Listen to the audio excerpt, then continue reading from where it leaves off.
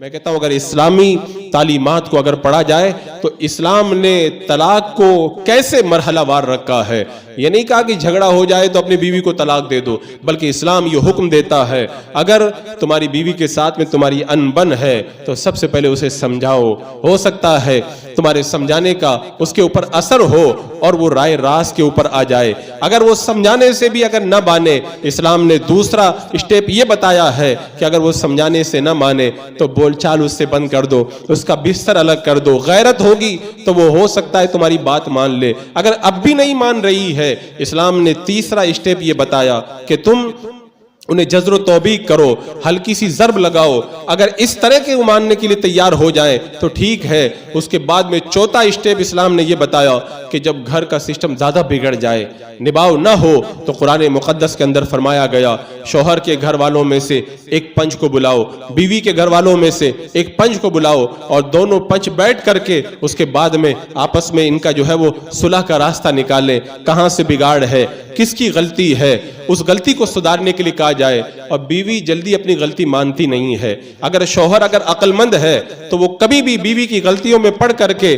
اپنے زندگی کو خراب نہیں کرے گا. اور میں نہیں کہتا ہوں، خود اللہ کے رسول علیہ السلام نے ارشاد فرمایا، حدیث پاک کا یہ مفہوم ہے، اگر عورت کے ساتھ میں تم زندگی بھر بھلائی کرو، اگر ایک دن کمی ہو جائے گی تو وہ ڈائریکٹ یہی کہے گی کہ میں نے تجھ سے کبھی سکھ دیکھا ہی نہیں ہے. یہ عورتوں کی یہ زبان ہوتی ہے. میرے آقا نے جب پہلے ہی سب کچھ بتا دیا، عورتوں کی فطرت کیا ہے، ان کی عادت کیا ہے، وہ کتنی ٹیڑھی ہوتی ہے، سب کچھ بتا دیا. اب اس کے باوجود بھی اللہ کے رسول علیہ السلام کا امتی اگر معمولی باتوں میں طلاق دے تو اس کا مطلب یہی ہے کہ اس کے اندر دانائی نہیں ہے. تو پنچ آئیں، ساری باتوں کو سنیں اور سن کر کے فیصلہ کریں. یہ اچھا طریقہ ہے. اگر اس کے باوجود بھی راستہ نہ نکلے تو پھر ایک اسٹیپ یہ ہے کہ بندہ صبر کرے. صبر کیسے کرے؟ ابھی جو میں نے صبر کرنے کا طریقہ بتایا، دنیا میں بھی اس کا مرتبہ بلند ہوگا اور آخرت میں بھی اللہ تعالیٰ اجر عطا فرمائے گا.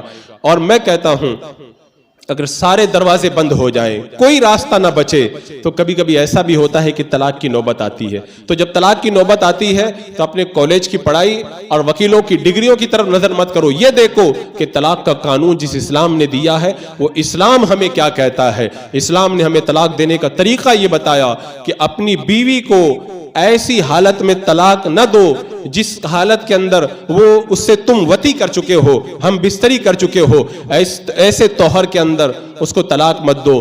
حیض کی حالت میں بھی طلاق مت دو. ایسا طہر جس طہر کے اندر، جس پاکی کے اندر تم نے اس کے ساتھ میں ہم بستری اور قربت نہیں کی ہے، اس طہر میں طلاق دو اور ایک طلاق دو. ایک سے زیادہ طلاق مت دو. کتنی باریک بات اسلام نے بتائی ہے کہ جس طہر اور پاکی کے اندر تم نے بیوی سے قربت کی ہے اس میں تم طلاق مت دینا. کیونکہ جب عورت سے جب بندہ قربت کر لیتا ہے تو رغبت کم ہو جاتی ہے، تو غصہ اتارنے کا دل چاہتا ہے. اور جب اسلام نے ہمیں یہ قانون بتایا کہ جب تم اس سے ابھی ہم بستری نہ کیے ہو اس وقت میں ایک طلاق تم پاکی کی حالت میں دے سکتے ہو، تو بندہ جلدی طلاق نہیں دے گا کیونکہ بیوی کی طرف رغبت ہوتی ہے ایسی حالت کے اندر. اچھا اگر طلاق دے بھی دی، اس کے بعد چھوڑ دو، عدت گزر جائے، سارے راستے کھلے ہیں، غصہ اتر جائے گا، جھگڑا ختم ہو جائے گا، صلح صفائی ہو جائے گی، اپنی بیوی کو دوبارہ تم اپنے گھر میں لا سکتے ہو اور بغیر کسی حلالہ کے تم اس کے ساتھ میں دو گواہوں کی موجودگی میں نکاح کر سکتے ہو. کتنا آسان راستہ ہے. لیکن ایک تو یہ سارے اسٹیپ لوگوں کو یاد نہیں، پڑھنے کے لیے تیار نہیں، عمل کے لیے تیار نہیں، اور پھر جب طلاق دیتے ہیں تو ایک نہیں، تین نہیں، بلکہ ہم نے سنا کتنے لوگ کہتے ہیں جا تجھ کو میں نے 100 طلاق دی. اب اپنی زندگی تم خود ہی جلانا چاہتے ہو تو پھر اس میں تمہارا اپنا قصور ہے. حضرات مکرم، اگر اسلام کی یہ تعلیمات ہمارے ذہن کے اندر ہو تو میں کہتا ہوں گھروں کا نظام کبھی بھی نہیں بگڑے گا. اگر یہ طلاق دینے کا طریقہ ہو، 1000 لوگ اگر طلاق دیں گے، میں کہتا ہوں 1000 میں سے 900 لوگ واپس اپنی زندگی بنا لیں گے. جھگڑا ختم ہو جائے گا، واپس کسی امام کو بلائیں گے، گواہوں کو بلا کر کے نکاح کر لیں گے. لیکن جب آپ نے ایک کے بجائے 3 دے دی، اب سارے راستے بند ہو چکے ہیں. اگر آپ ایک دے گے تب بھی تو وہ نکاح سے باہر ہو گئی، اور 3 دو گے تب بھی نکاح سے باہر ہوگی. تو جب ایک سے وہ کام بن رہا ہے تو 3 دینے کی کیا ضرورت ہے؟ تو پھر آپ ایسا قدم کیوں اٹھائیں جس سے آپ کی زندگی تباہ و برباد ہو کر کے رہ جائے؟ اور میں تو کہتا ہوں کہ سب سے بہتر طریقہ یہی ہے کہ بندہ صبر و تحمل کا مظاہرہ کرے، آخری اسٹیپ تک مجبوری کی حالت کے اندر جائے. کیونکہ شادی کے اندر جو تکلیفیں آتی ہیں ان کا اجر و ثواب بڑا بلند ہے.